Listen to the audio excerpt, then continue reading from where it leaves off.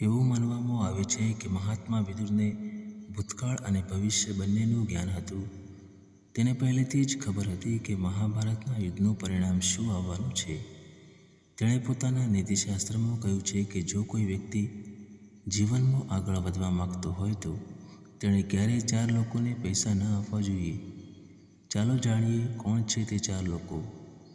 મહાત્મા વિદુર માને છે કે જે વ્યક્તિ ધર્મથી દૂર રહે છે તે ક્યારેય પૈસાનો યોગ્ય ઉપયોગ નથી કરતો.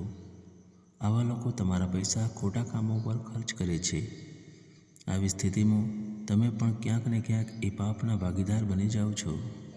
આવા લોકોને પૈસા આપવાને બદલે એ પૈસા ગરીબોને દાનમાં આપી દેવા જોઈએ.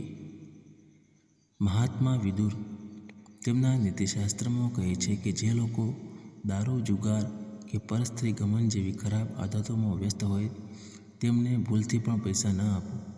જો તમે આવા લોકોને એકવાર પૈસા આપો તો તેઓ તમારી પાસે વારંવાર પૈસા માગશે. જો તમે ક્યારે પૈસા આપવાથી ના પાડશો તો તમે તમારો જીવ પણ ગુમાવી શકો છો. આ ઉપરાંત તમે પહેલાંથી જ જે નાણાં ઉછીના આપ્યા છે તે પણ પરત મળશે નહીં. મહાત્મા વિદુર કહે છે કે જે વ્યક્તિ આળસમાં ડૂબેલો રહે છે એટલે કે કોઈ કામ કરતો નથી તેને પૈસા ના આપો. આળસુ વ્યક્તિ હંમેશા બીજા પર નિર્ભર રહે છે. તે ક્યારેય પૈસા કમાવાની કોશિશ કરતો નથી. આવી સ્થિતિમાં જો તે કમાતો નથી તો તે તમારા દ્વારા આપેલા પૈસા કેવી રીતે પરત કરશે? આવા લોકોને પૈસા આપવાથી આર્થિક નુકસાન જ થાય છે.